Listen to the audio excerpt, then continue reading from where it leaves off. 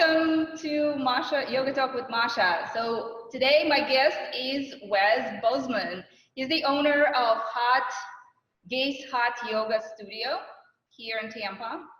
And yeah, the studio is awesome. Bozeman is awesome. I'm gonna edit that one because I have no idea what I'm saying right now. But anyway, you guys, so let me start over.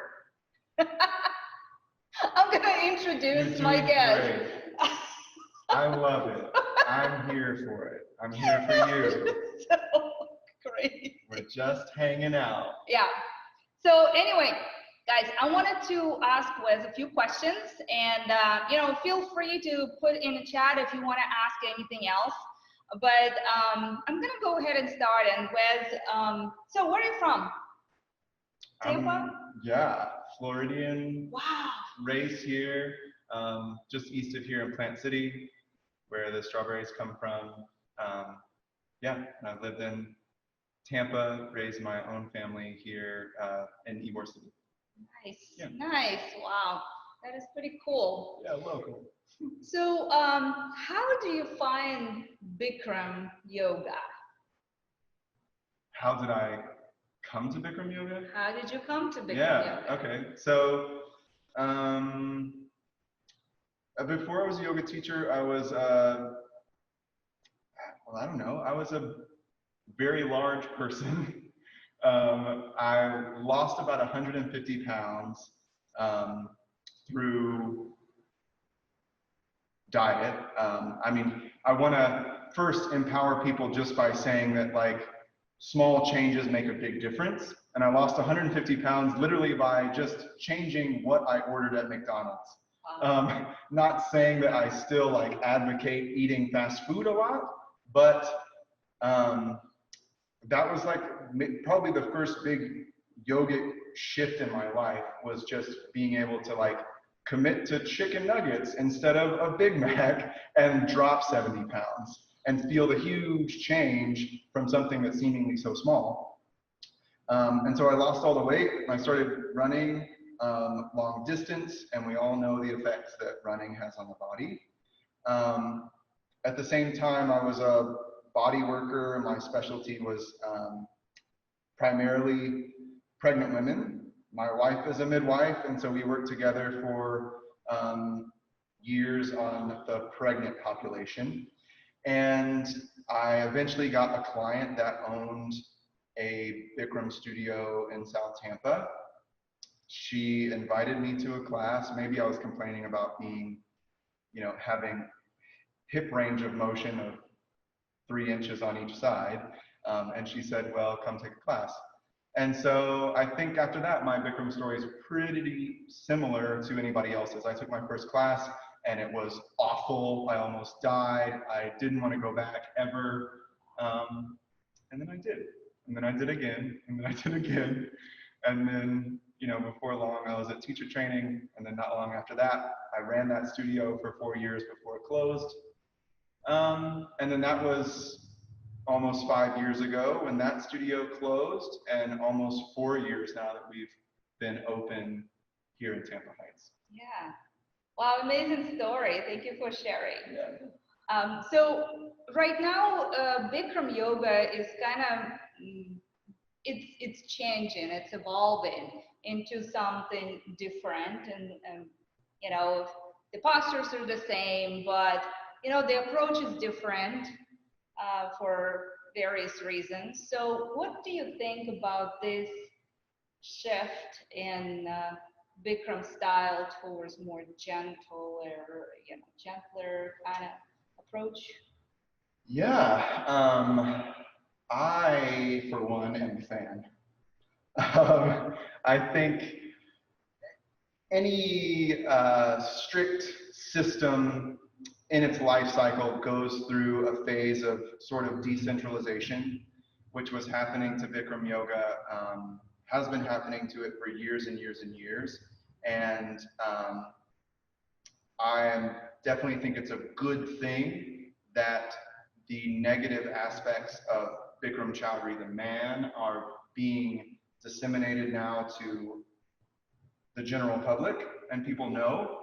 I think it's better that most people know, and then it's better that we can say that we are separate from that. And the way that we easily separate ourselves from that is, well, first of all, no one that teaches at this studio ever studied directly with Bikram. So we weren't really attached to him in the first place. And we all study now with teachers who are, basically, if we're talking yoga lineage, they are Bikram's peers. These people studied with Bikram's guru, and going back a ways to the Ghosh College in Calcutta, India, is where Bikram studied and where my teachers studied. It's like that freedom is only happened through the decentralization process, through like sort of the fall of Bikram, where people were able to start questioning and start looking beyond, not only beyond the 26 postures that came to be known as Bikram yoga, but beyond that whole attitude, like that forceful,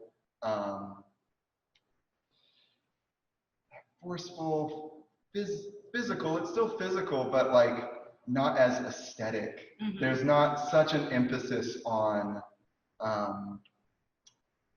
how things look. Yeah. And there can all of a sudden be more emphasis put back on the roots of the tradition, which are very therapeutic and prescriptive and one-on-one with students to build strength and help people on an individual basis.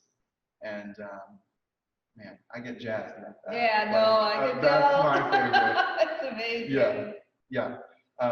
It feels right to help again. Yeah. So what is one thing that you want every yoga practitioner to know? Oh my gosh. Well, there are many things. Yeah, I just want everybody to know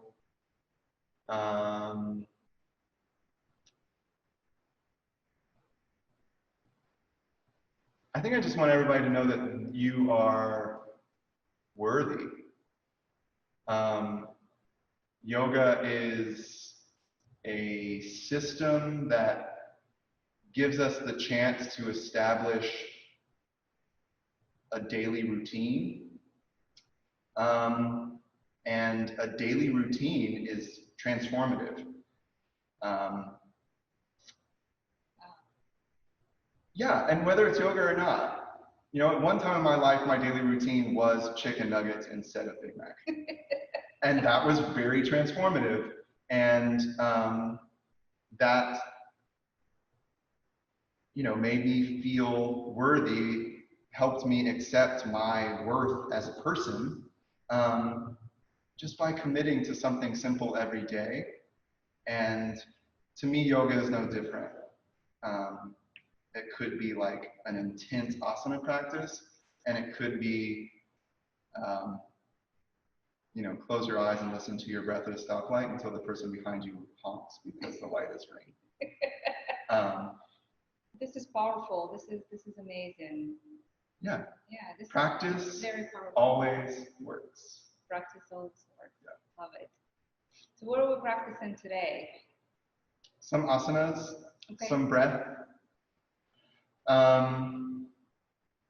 Yeah, it's a part of this tradition that is still quite physical. The roots of the tradition are from physical culture and from bodybuilding, Indian bodybuilding.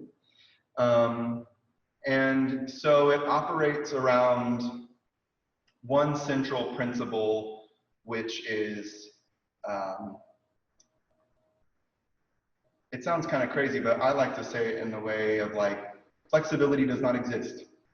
And especially in modern Western yoga, flexibility is highly valued, and the word stretching is kind of like almost synonymous with yoga at this point. But muscles can only pull. There's never a muscle that pushes you somewhere. And so in order for a muscle to pull and manipulate a joint, It needs to be strong. And that is the basis of every movement. I'll say most of the movements that we're going to do today, whether it's a movement that creates breath or a breath that creates a movement, we're going to find the strength that creates that breath or creates that movement. We're not gonna like do the splits. Yeah. we're not gonna sink into a blank, blank, blank. We'll start the practice standing. So stand up and just in a stable position. You can put your feet wherever feels good. And we're starting by acknowledging the strength of breath. To breathe into the chest, you have to have strength in your intercostal muscles to lift your ribs up, manipulating your diaphragm and drawing breath into your lungs. So the first exercise is just sort of an experiment. You can put your hands on the base of your rib cage and then take a breath into your chest and push your ribs out against your hands. Feel the shape of your ribs change. Exhale and feel the same shape of your ribs change again. Inhale, push your ribs out. Exhale, feel your ribs close back around your lungs. Inhale, push your ribs out. Exhale, let your ribs close. Good. One last time like this. Inhale. Exhale. Good. Now we'll keep that same idea moving where the ribs move to create the breath, except we'll use a little bit of movement in the legs and arms to help facilitate that strength. So bring your palms together, touching out in the front of your chest with your elbows straight. This time, inhale and stand up on your toes. Open your palms. Lift up your ribs in the same way. Exhale, reverse those movements. Lower your heels, squeeze your palms together. Inhale, open your chest, stand on your toes, breathe into your ribs. Exhale. Inhale, open chest, big ribs. Exhale. Inhale. Exhale. We're going to keep moving through the breath. Inhale. Focus on moving your ribs. Exhale. But it's okay if the other stuff doesn't have a huge range of motion. Inhale. So you don't have to stand on your tippy toes maximum. Exhale. Just let these movements facilitate the breath into your ribs. Inhale. Exhale. Let's do 3 more. Inhale. Exhale. Inhale. Exhale. Last one. Inhale. Exhale. Relax your arms down. Then we'll take a moment in between each exercise to just settle the weight over your feet so that your leg muscles relax, let your whole body relax, but be upright. You can feel the effects of that exercise and still practice your yoga. Be with the process of your body. Finding stillness even while you're working hard gives you a chance to tune into that one pointed focus, that ekagrata manas, that is yoga practice. We'll keep going now with some warrior postures. So come to the top of your mat. And then step back, a big step with your left foot. Stay high on your left toes, bend through the right knee. If it's not very stable and you need to shorten your stance, there's nothing wrong with that. But squeeze your left glute, try to straighten your left leg. After a while standing in this way, you should start to feel something tugging on the front side of your left hip. This is only going to happen because of the strength in your left glute. If you feel stable enough here, lift your arms up overhead. Palms together. If you feel stable enough here, lift up your chin. Look at your thumbs. Keep the breath moving into your rib cage. Root down through your right heel. Squeeze your left glute and press your left heel forward. High on the left toes. Squeeze your left glute. You got it. Breathe into your chest.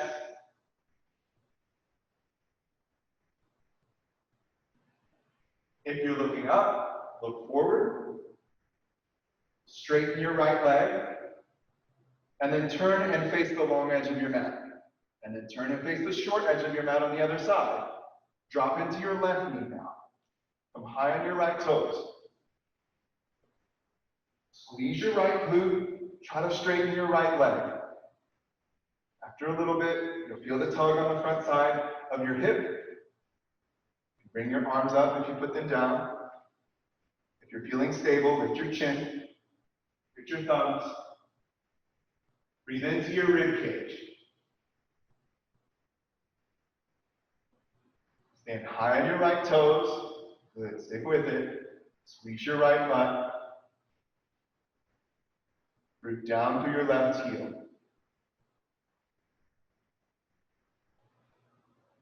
If you're looking up, look forward again. Straighten your legs. Turn, face the long edge of your mat. Feet together. Arms down. Good. Now we'll move through some spine bending postures, spine bending situation. This is half moon. First with the feet together. So feet together, heels and toes touching. Bring your arms up overhead.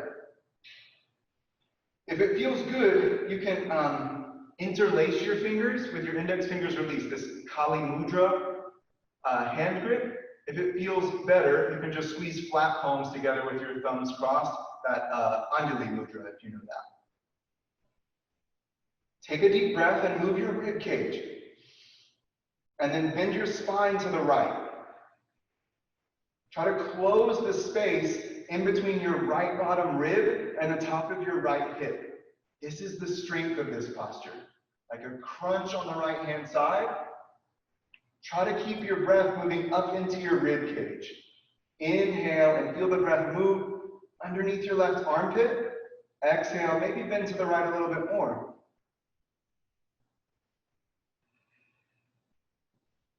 Change. Come up, stop in the center. Take a deep breath. And go to the left. Take your time. You don't have to go to your maximum range of motion in the first breath. Identify the strength that moves your spine in between your left rib and the top of your left hip. Holding your belly still might help with that. Try to move your breath up higher into your ribs. Maybe even feel your ribs really open up when you inhale underneath your right armpit. Exhale, you can bend a little bit deeper. Change. Come up, stop in the center. Now backward bending of your spine. You can leave your hands up overhead if that feels good for your neck and shoulders, or you can bring your hands down the center of your chest. Then start to lift your chin up, lift your chest up, move your head and your butt close together. The strength is on the back of your spine. Feel your back muscles turn on, every inch of them. Then maybe you can tweeze your butt and send your hips forward. But if you start to bend backward and you shiver a little bit, do what you can to relax your belly again. Breathe into your ribs. Move your head towards your butt. Carefully bring yourself back upright. Then exhale, tip forward and touch the mat. I'm going to move into tadahasthasana, hands to feet pose. This version may be different than a version that you've done before. So you can definitely do all of your freestyle movements to take care of your lower back and your hips, and be sure that there's no surprises there. But then to move into this version of tadahasthasana, put your hands on the floor in front of your toes. And if that's impossible, put your hands on the tops of your feet. Or you can put your hands even up on your shins. But on your next exhale, pull your belly muscles in strongly. Bring your head to your knees. Push your hands against the floor. Keep your elbows straight. Push your hands down on the floor. Nope. Hands on the floor. Head to your knees. Exhale. Lift your head up towards your belly button.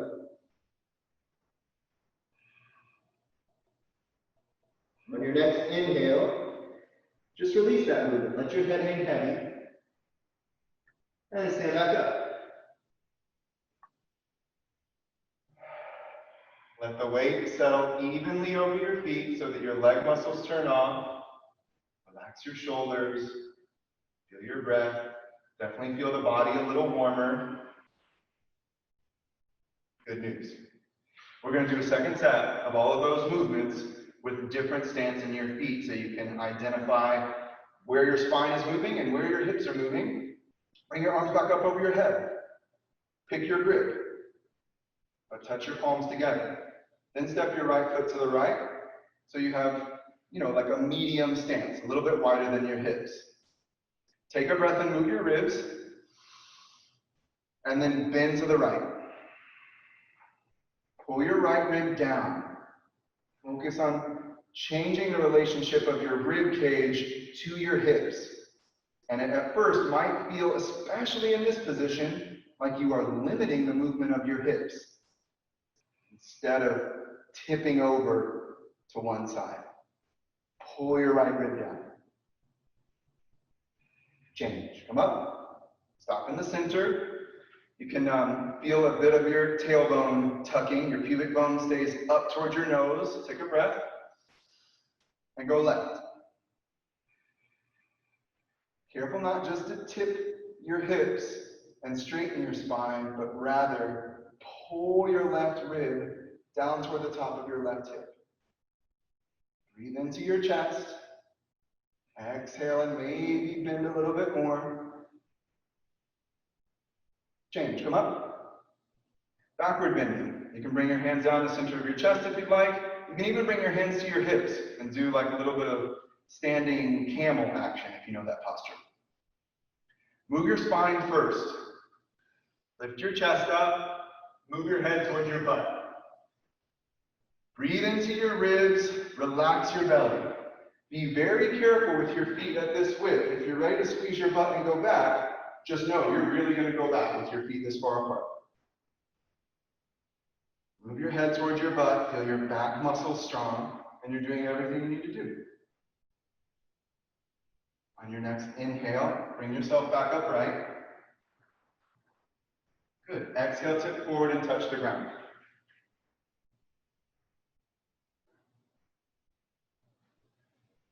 Just like in tadahasthasana before, we'll round the spine again. This time, you're going to move your head in between your knees. So put your hands on the floor, take in a breath, then exhale and bring your head in between your legs. Walk your hands back.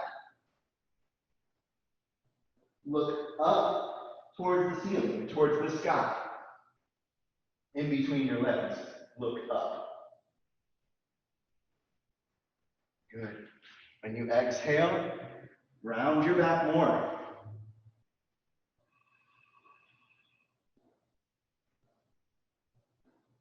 On your next inhale, release that engagement. Let your head hang heavy and stand. Bring your feet back together and stand still for a second. Good. Now super strong legs. This is chair pose. Open your feet up as wide as your hips. Lift up your arms and reach your fingertips forward. Take in a deep breath. Exhale and bend your knees. sit down. Keep your hips low, but squeeze your butt. Bring your hips forward. Lift up your chest. Put your shoulders back over your hips, spine strong and straight. Good, relax your shoulders down. Feel the work in the base of your body. Building strength, building heat in the body. You got this. Maybe bend your knees one more time, sit a little lower. Lift your chest up and your upper body back. Change. Squeeze your butt, straighten your legs, keep your arms right here, and stand up on your tippy toes.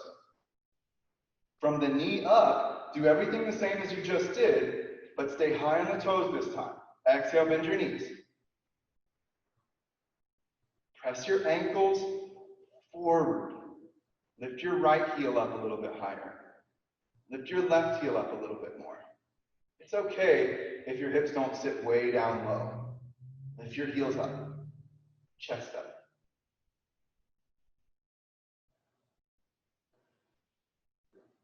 Change. Stand back up. Rest your heels down. There's one more part, and there's a moment built into this part where you can rest. But for now, squeeze your knees together. And be super sweet to your knees the whole time. Squeezing them together will help you lower your hips to your heels slowly.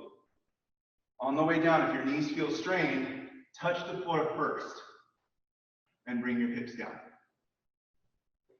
If your hips get to your heels and that feels like a strain on your knees, that's no big deal either. Be sweet to your knees. You can sit on the ground and hug your legs and get the same thing without all the stress. If it's no big deal for your knees to be in that position at all, then you can find ease by bringing your knees closer to the floor and lifting your chest up. That way you're just balancing out weight forward of your toes and backward of your toes. So there's a relative moment of ease there.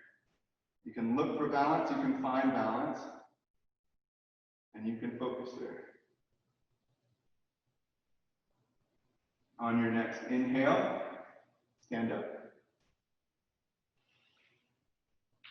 Rest your heels, rest your arms, take a breath, be still.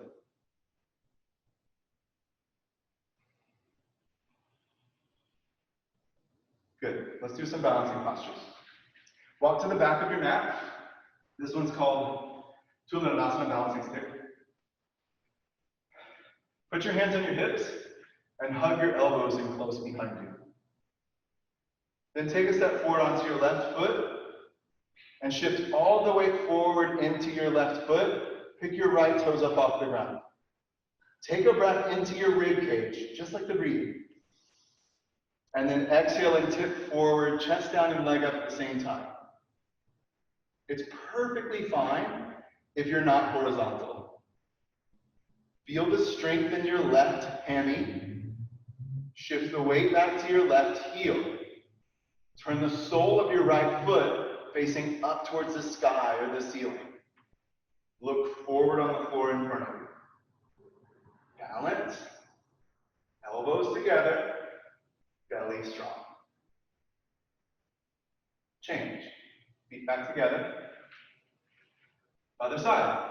Stand on your right foot. Pick up your left toes.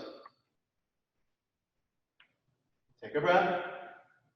Exhale, tip over. Chest down, leg up. Okay if you're not horizontal. Stay right in the spot where you feel strong, and more importantly, where you feel in control. Bring the weight over your right heel. Turn the sole of your left foot facing up. Good. Squeeze your elbows together. Look forward on the floor.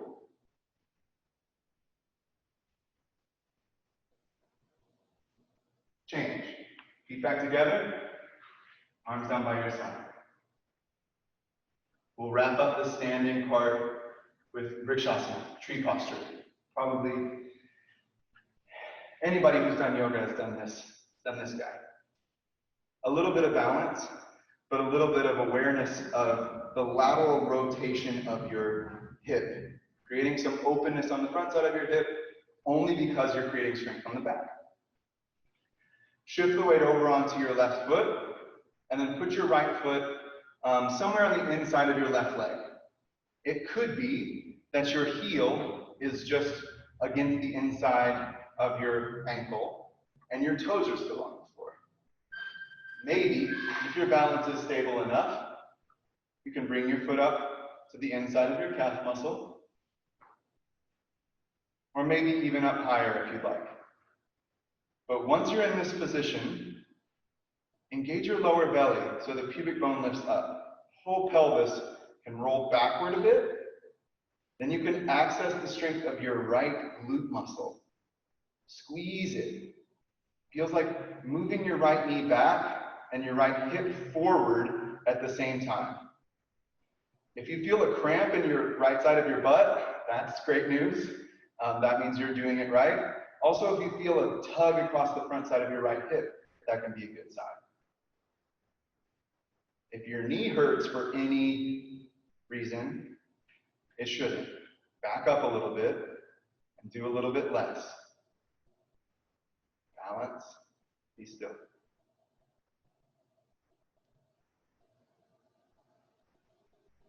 Change. Release your right foot.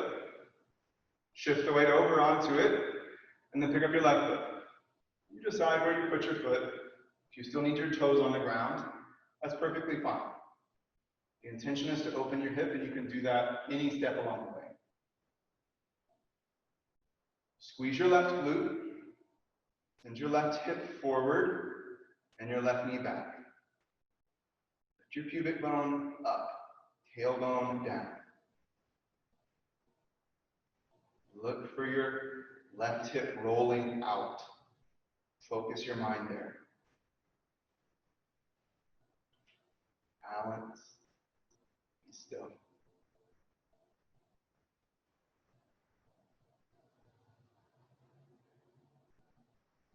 Good. Change.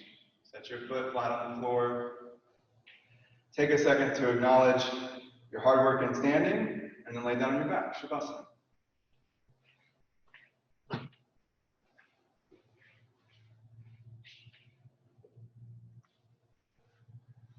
Turn your palms facing up. You can bring your hands out a little bit wider if it helps your shoulders to rest. Breathe into your belly.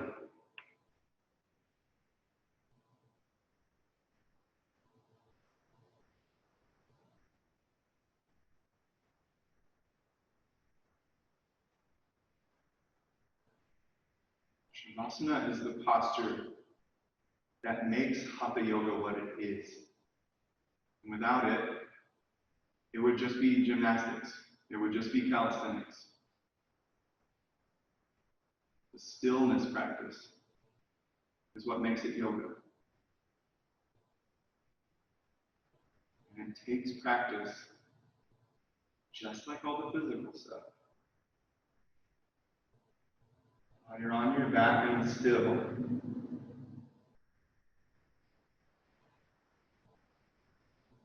observe the thoughts that pass by. And almost inevitably, there will be a thought about an itch or about something that needs to be fixed. And almost inevitably, there will be a pre-programmed response to that you'll just do and realize after. Or you can intercept that thought before it becomes action and change that programming. See if you can be with that feeling when it's still a thought. And you might be surprised how long it takes to pass.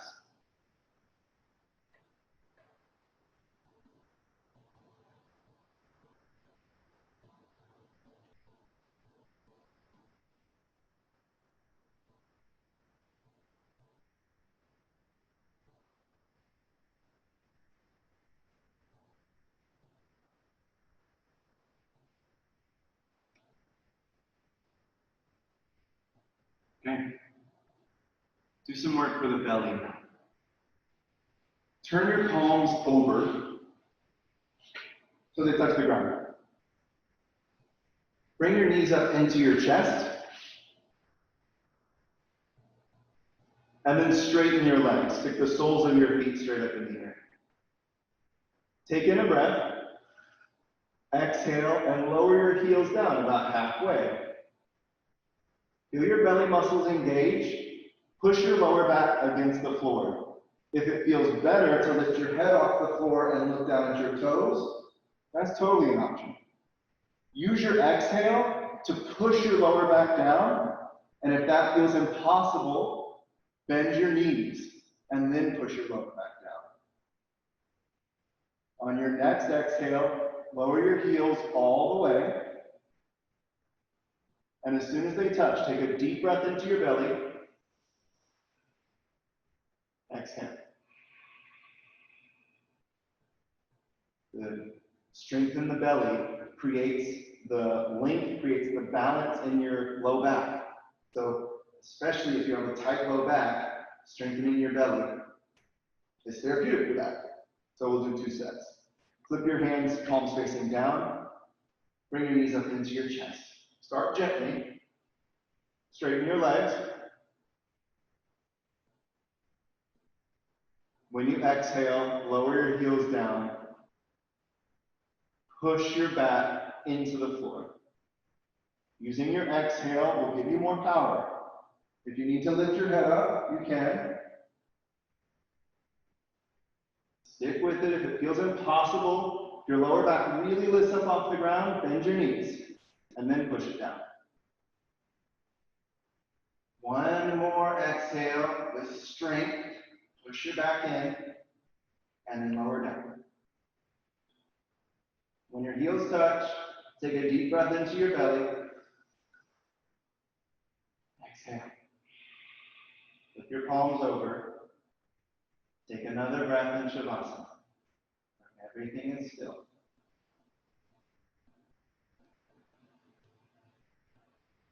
Now we'll use the exact same strength in the center of the body, but move the other side of the body. This is just a sit-up, but we'll take it slow.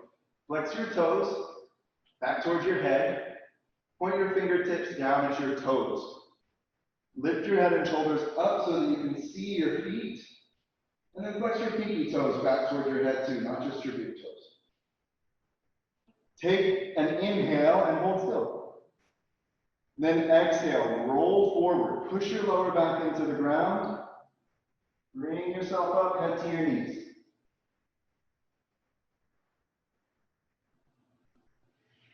Now flip over on your belly. Work a bit on the front, work a bit on the back. This is Cobra. Put your hands down under your shoulders so that your palms are flat on the ground, and then hug your elbows in close to the side body, into your ribs. Start first just by sticking your chin out in front of you. Feel how strong this makes the back of your neck. Keep your neck this strong and peel your chest up to the ground. Tighten the muscles of your back. Move your head towards your butt. Move your elbows towards your hips. Breathe into your ribs, just like the starting breathing exercise. If you feel your breath moving into the floor, try to change that. If you're ready to come up higher, squeeze your butt. Peel your upper body off the ground. Hold your elbows in close. Use your back strength to move your head towards your butt. Lower down. Turn your head to the right side and rest. Bring your arms by your sides. Breathe into your belly. It'll help those lower back muscles release.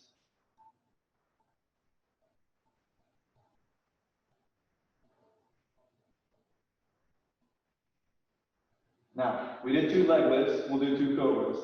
Put your hands down on the mat underneath your shoulders. Hug your elbows in close. There's a delicate balance in this posture between using the strength of your back and using the strength of your hands. Both are necessary, but you'll know if you start to use your hands too much if your elbows lock out or if they start to wing out to the side. Hold them in close the whole time. First, lift up your chin. Lift up your chest. Use the strength of your back. Head towards your butt. Squeeze your butt. Lift up. Keep your shoulders out of your ears. Draw your elbows toward your hips. Good. Back strong. Look up. Lower down. Look left. Rest.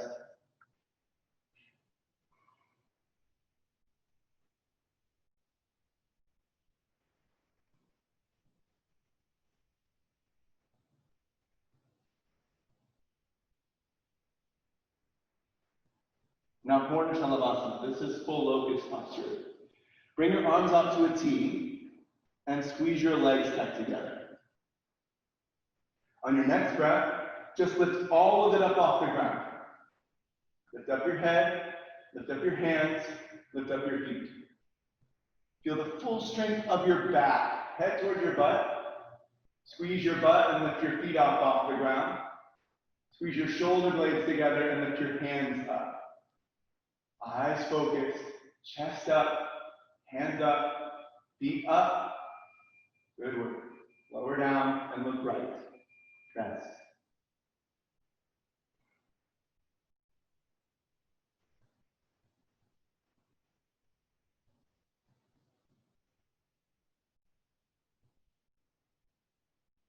Second set. Chin on the mat. Bring your arms back out to your sides. Squeeze your legs together. When you're ready, lift everything up. Breathe into your rib cage. Careful that you don't feel your breath moving underneath you. Move it forward. Squeeze your shoulder blades together. Squeeze your knees together. Lift up your feet. Lower down. Look to the left and rest.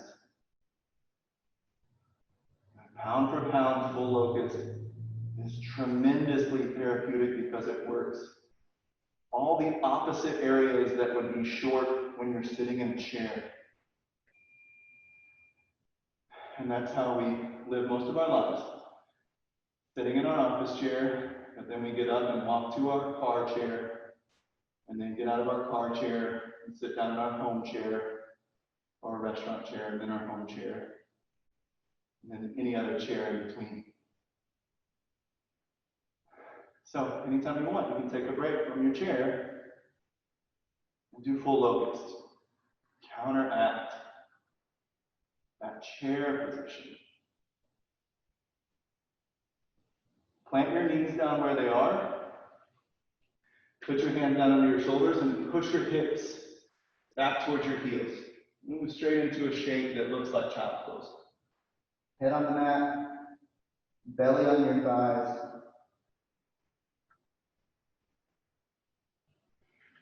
This is the one posture that we'll do where the focus is not strength. Try to let something go. Turn your focus back in. Identify where something is hanging on. Let it rest. And then pedal your hands back and push yourself up to a seated position. We'll move toward Ustrasana, camel pose. So stand up on your knees. Open your knees up about hip distance or so.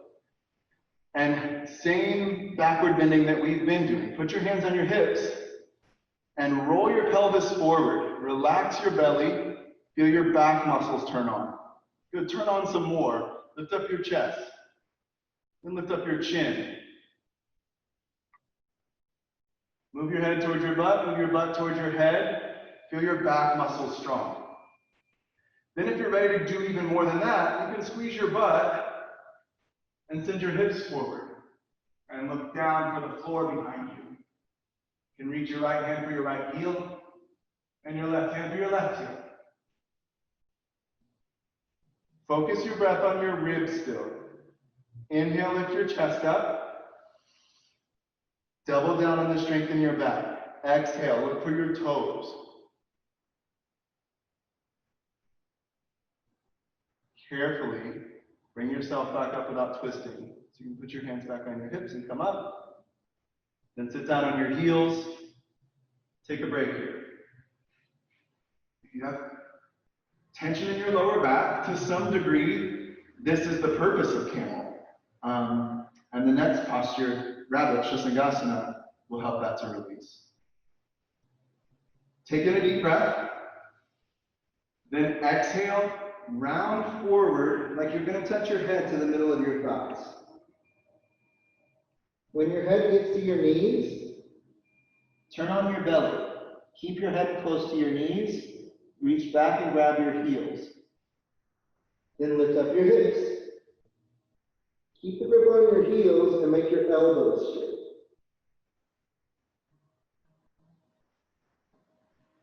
Careful that there's not a ton of weight resting in the top of your head. Use your exhale to press your head toward your thighs. If it's already there touching your legs, exhale and press your head against your thighs. Sit your hips down and then unroll your spine, chinless last. Lay down, Shavasana. Rest at level 2.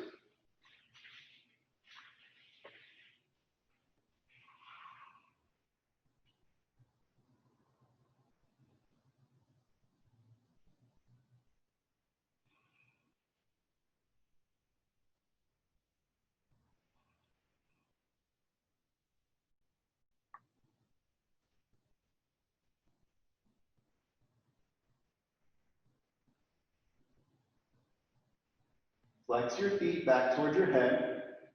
Point your fingers down towards your toes. Lift up your head and shoulders so that you can see your feet and feel your belly strong. Take an inhale, exhale, and roll forward. Push your lower back down as you come up. And to your knees. Keep your legs straight out in front of you. We'll do a quick twist since we've done a lot of forward bending, a lot of backward bending. Lift your arms overhead. Exhale and twist to your right.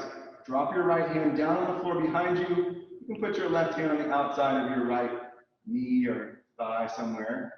And then turn and look over your right shoulder. Fix your eyes on one thing. And then once your eyes are fixed on one thing, you're not really looking at it anymore, and you can turn your focus back in on your breath. Inhale into your chest so that your belly doesn't stick out when you inhale. And then when you exhale, keep your eyes focused where they are and bring your right hip forward. Inhale on your chest. Exhale. Twist. Right hip forward. Look over your right shoulder. Change. Carefully untwist. Lift your arms up overhead. Exhale, twist to your left. Put your hands down, left hand on the floor, right hand on your left leg. Turn and look over your shoulder. Establish your gaze. Focus on breath. The belly stays strong, so careful not to relax it by inhaling there. When you exhale, it will pull in. It's a product of the exhale, the power of the exhale. You can also use it to twist. Bring your left hip forward. Keep your eyes focused. Exhale, left hip forward, twist. Carefully untwist. Arms up overhead, untwist your spine. And then roll back onto your back, slowly, one vertebrae at a time. Arms by your side. Take a deep breath into your belly. Exhale it out.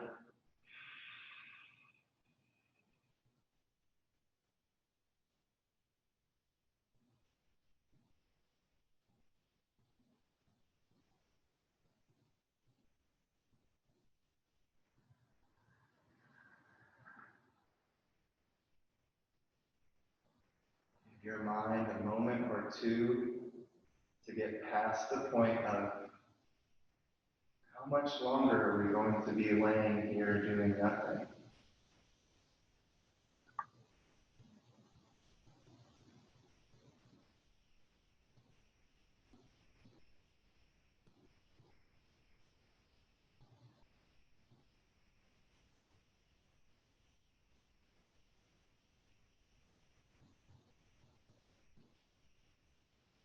And now you can roll to one side and push yourself up to seated. We'll end with a very well-known pranayama called Chodana. So sit comfortably. And in any pranayama practice, the most important part is that you are calm and relaxed the entire time. Any step along the way, if you feel like overwhelmed or you start to feel tense, it's more important that you relax. And so you can stop the exercise altogether and just sit calmly and breathe. The exercise goes like this.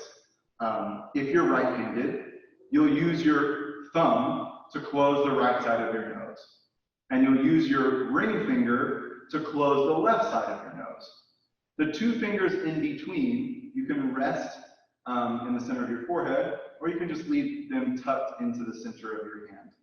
If you're left-handed, of course, that's just reverse. Thumb to the left and ring finger to the right nostril. Set up your hand and start with the right side of your nose closed. Now exhale all of your breath through the left side.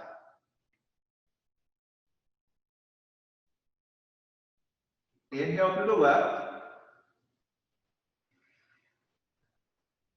Close the left. Exhale right. Inhale right. Exhale left. Stay calm and relaxed. Inhale left. Exhale right. Inhale right. Exhale left.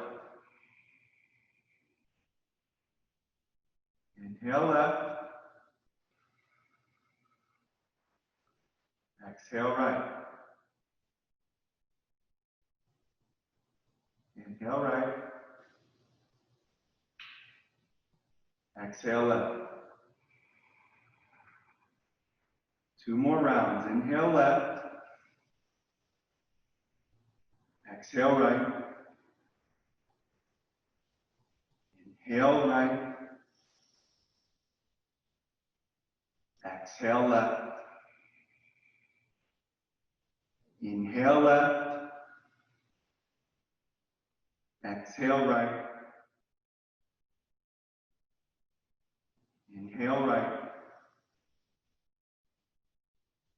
Exhale left. Empty your lungs and relax your hand down. Be as still as you can. Keep your focus on your breath.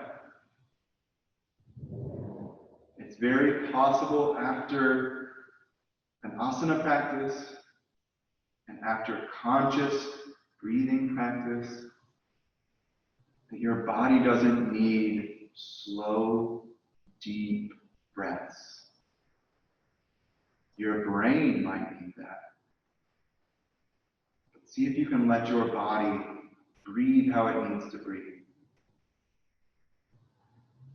And maybe that's not very much.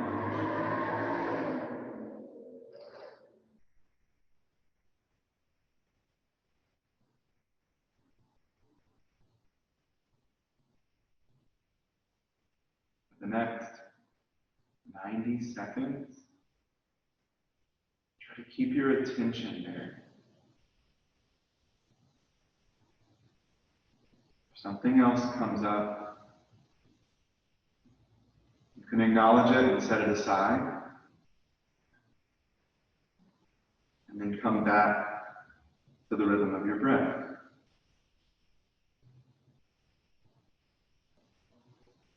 This practice of meditation is kind of just like in your daily life, if going through the motions of life is like dumping out a jar of marbles, your meditation is just carefully picking them up and putting them back.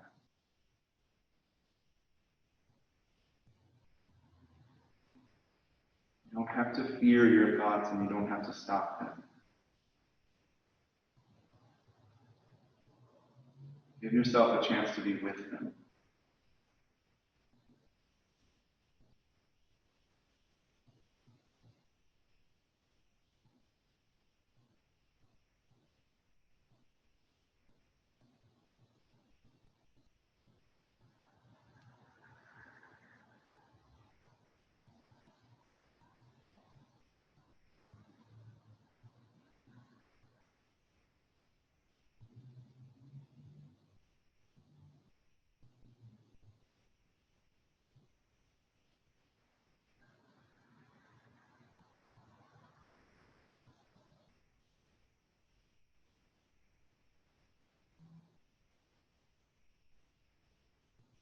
The next few breaths, you can start to open your eyes.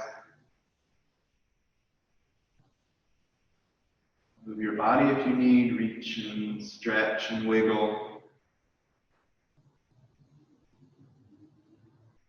And start to move on with your day. I'm not going to tell you what to do anymore. But I really appreciate you tuning in for this. Thanks, Masha, for having me. Thank you so much. Thank you, Liz. Namaste. Amazing practice.